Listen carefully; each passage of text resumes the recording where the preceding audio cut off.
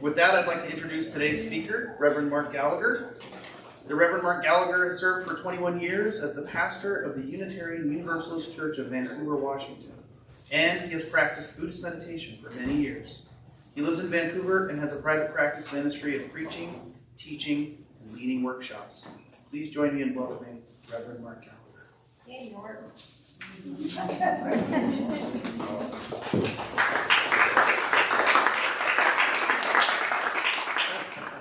Well, this is a happy moment for me. I have been a guest preacher with you quite a few times over the years, but I have not been for a few years. I believe it's since COVID hit. I haven't been to be with you, so it's my first time in this new space that you're in, which, by the way, I love it.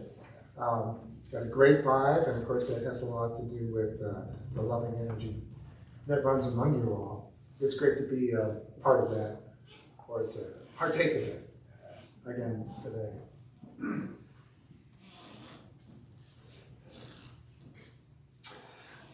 The novel The Art of Fielding by Chad Harbach is about the members of a small college baseball team. You could think like Linville College, maybe.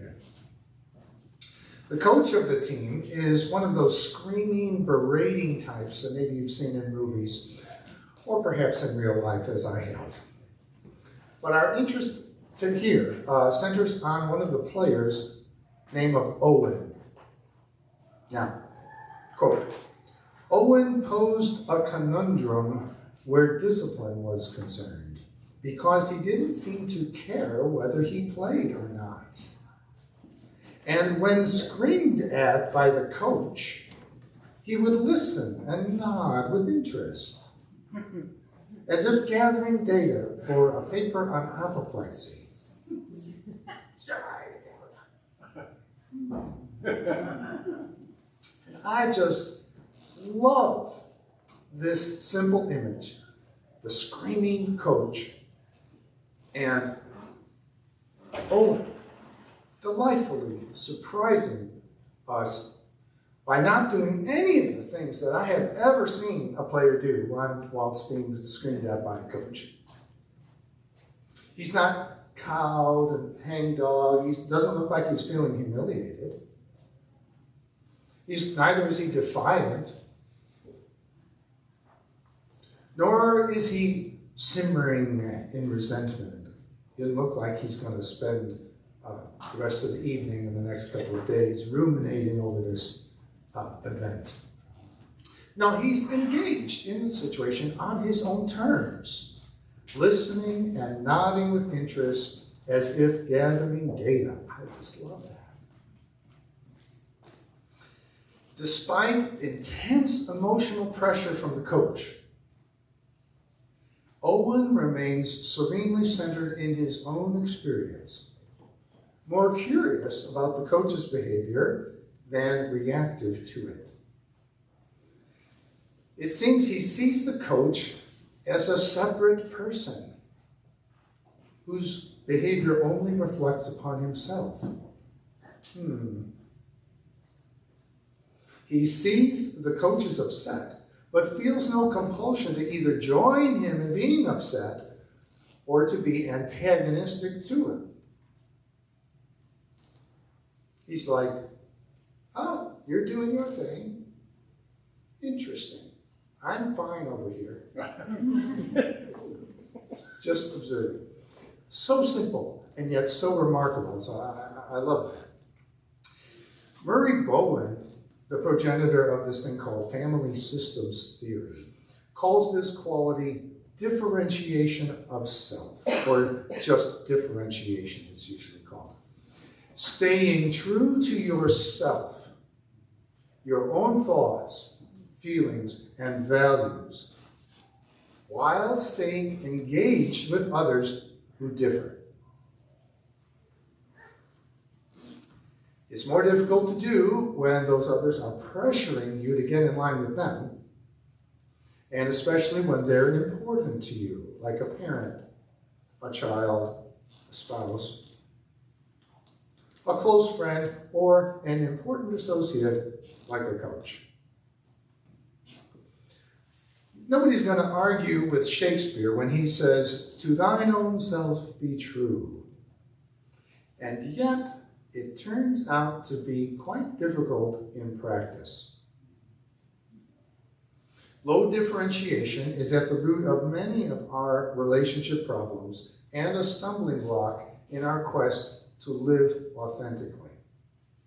I really like the way a relationship therapist, David Schnark, puts it. He says, differentiation permits you to maintain your own course when lovers, friends, and family pressure you to agree and conform.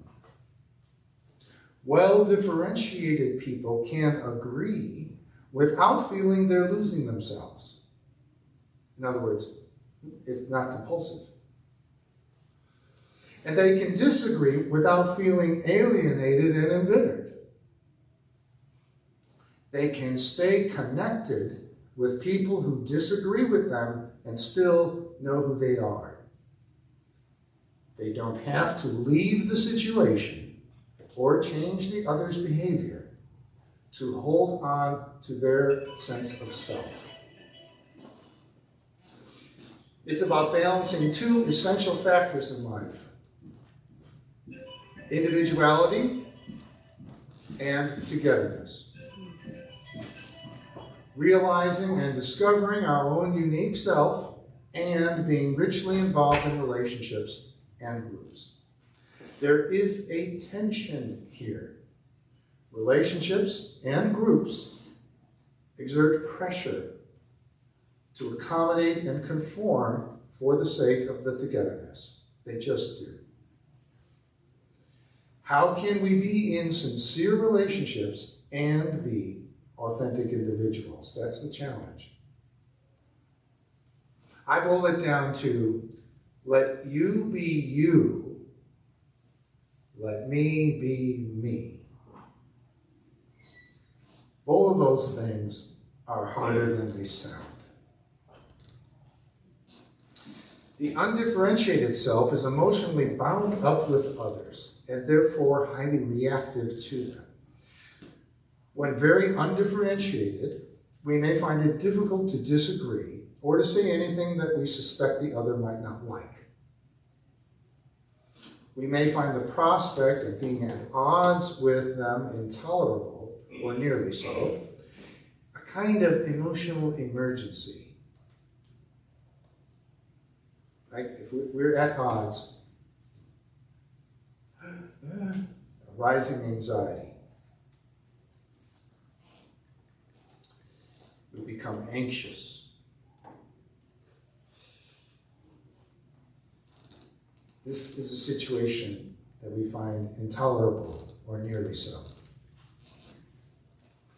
We feel the pull then to alter or misrepresent ourselves in order to close this uncomfortable gap between us.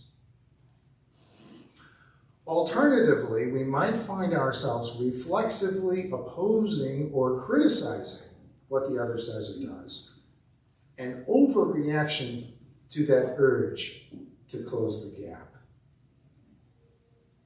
Right? I feel this urge to sort of compromise my own integrity in order to close this uncomfortable gap, but maybe I'm like, no, I won't. So then there's this tendency to overcompensate and say, no, I'll oppose. You see how it's kind of the same either way, because our behavior is an automatic reaction to them, rather than being a reflection of our own mind and heart. Undifferentiation is a tendency to either be in submission to or rebellion against the expectations of others. So it's dependent on their validation. Differentiation is the ability to remain centered in ourselves while others are being the way they are.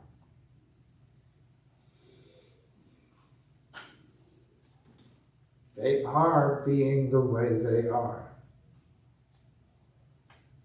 But we don't have to be the same, and we don't have to be the opposite. We can be ourselves. Let them be themselves. and just see what happens. It starts with our parents. To an infant, at first the parents are everything. There's complete dependence. But then again, there are these experiences that are unique to the infant which arise from inside them. Hunger, bowel discomfort, whatever it is that gives rise to baby crabbiness. Those rise from inside them. The baby cries and fusses, giggles and babbles, and then the parents do whatever they do. The toddler in time learns the word no and runs around saying no to just about everything. Come here, sweetie, no. You want some ice cream? No.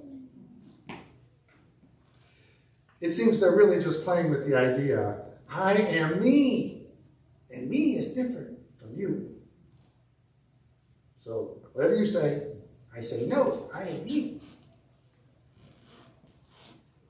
Through time, the growing person observes in family life how divergence and disagreement are dealt with generally. How okay is it to have a thought or feeling which diverges from the parents or siblings? Does expressing difference get one treated harshly or ostracized?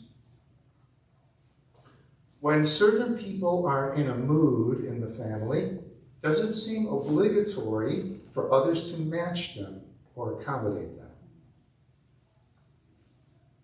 How much does divergence threaten our togetherness?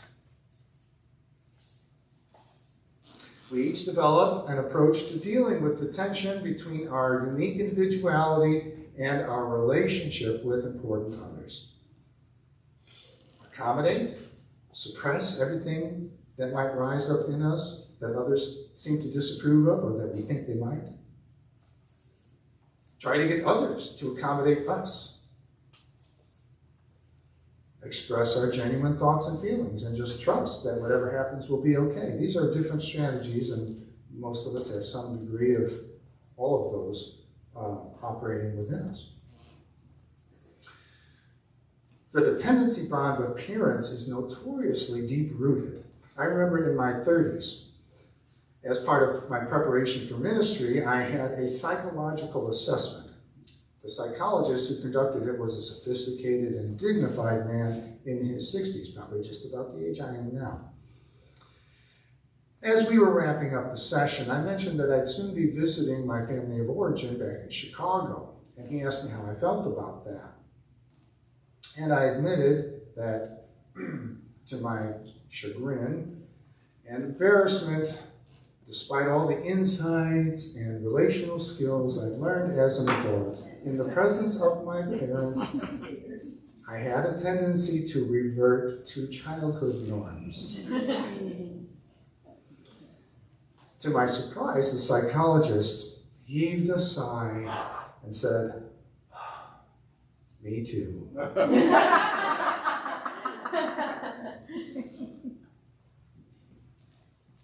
As the spiritual teacher Ram Dass said, if you think you're so enlightened, go spend a week with your parents.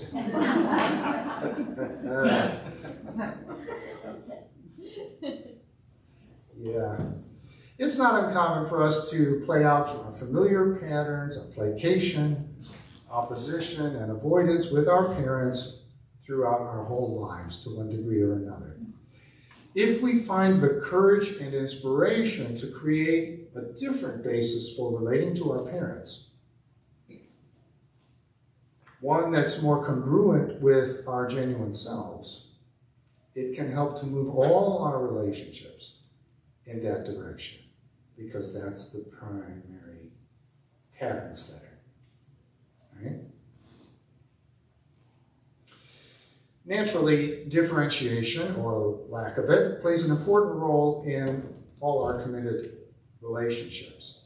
So let me tell you about a mundane family scene where differentiation came into play. A couple I know was throwing a graduation party. In the hours before the party, they were both bustling around, cleaning, decorating, prepping food, and so forth. Frick is traditionally the driving force in such situations, making most of the decisions and taking a significant sense of ownership of the event. In the bustle of preparation, Frick is getting increasingly stressed or anxious about the many things that have to be dealt with before the guests arrive. This is evident mostly in body language, becoming kind of high-strung, and maybe a clipped tone of voice. Okay? So nothing super overt, and that's often the way it is with differentiation. It's not always like an outward clashing, but there's like this emotional thing that's happening. Frack, on the other hand, has a more laid-back attitude about the party, wants it to be suitably nice, but is less invested in all the details. Frack noticed Frick's anxious state, and then notices their own corresponding rise in anxiety. Frack is feeling anxious because Frick is, and doesn't like it. Frack further notices an urge to slip away to another part of the house, or perhaps outside, and find something to do there so as to escape the situation. Notices also, in the mind, argumentative self-talk, saying to Frick, chill out, it'll be okay, everything will get done. Everything doesn't even need to get done. Everything doesn't have to be just so. Now, Frack recognizes this as low differentiation. Not letting me be me because of getting swept up in someone else's anxiety. Right? It's not a rule of the universe that if someone's anxious, someone nearby has to also become anxious. Secondly, being unwilling to accept divergence between the two states, therefore the urge to flee the scene. And third, not letting you be you, which is the urge to scold and argue the other into changing to be more the way we want them to be, even if it's done just in the imagination. Now, seeing it this way, then instead of disappearing or behaving irritably and escalating the situation, Frack entertains the possibility of staying centered in themselves and staying engaged. What might that look like? See, so it begins with just the idea that it's possible for it to go some other way. What might it look like? Well, it might look like finding an opportunity for a soothing hug, which could address the anxiety without making it into a fight about anxiety. Or if it gets too bad, might calmly say, I'm getting a little stressed here, can we take a breath and bring it down a notch? Which has the potential to be a little chafy, but isn't so much so. It's asking for help. I'm getting this way, can you help me out? Rather than criticizing and overtly trying to control the other. As it happens in the situation, a soothing hug did indeed occur. And it did interrupt the spiraling anxiety that they were both having, and leading to a satisfying joint venture. Now, I find that if my self-talk has a scolding tone of voice, that's a clue that I'm failing in the let them be them department. Why do you always have to do this?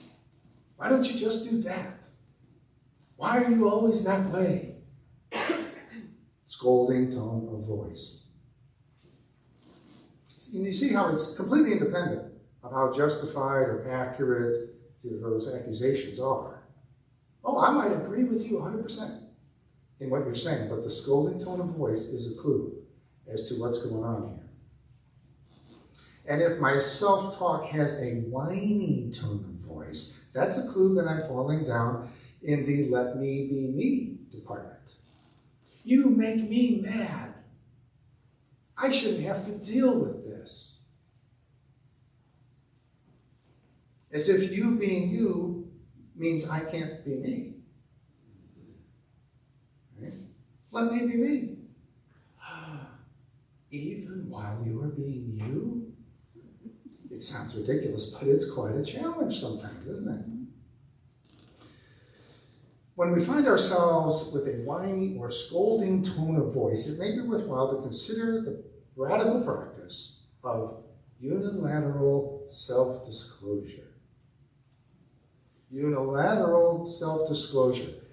Instead of trying to change others or to hide ourselves, what about just revealing ourselves unilaterally? And that's the key, doing it unilaterally, not as a ploy to get them to do something.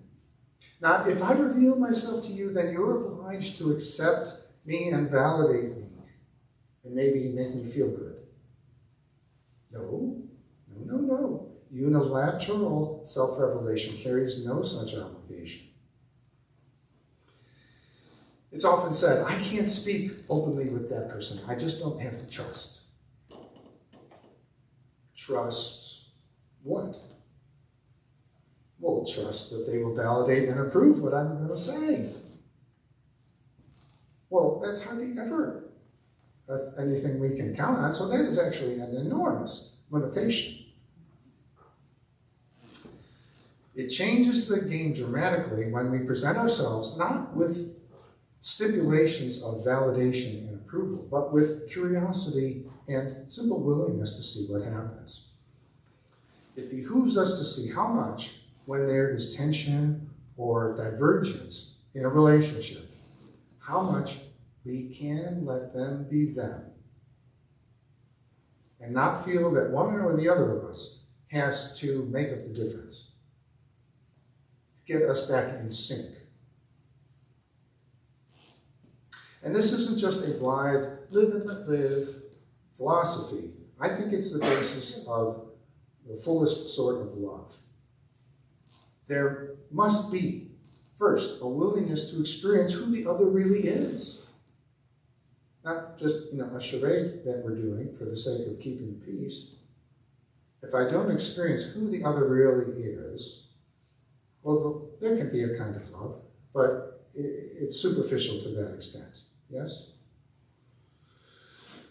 And there must be a corresponding willingness to remain our honest selves and let them see that to a large degree, rather than to compulsively mirror them or try to get them to mirror us. They and we don't have to be the same. They and we don't have to be in sync. We can disagree, we can chafe, we can struggle. We can make demands, which may or may not be met. I make a demand, and it isn't met. You're not hearing me. Oh, they may be hearing you, it's just it's not meeting your demand. Okay? That's a genuine relationship. There's nothing dishonorable about that. We can diverge from one another in thought, in feeling, and in mood, with respect and with love.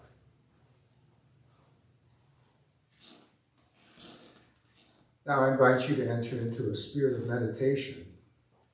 You may have your eyes open or closed, whichever fits you best. And I invite you to let your awareness ride gently on the rising and falling of the breath as you dwell in this living moment in the company of your loving community.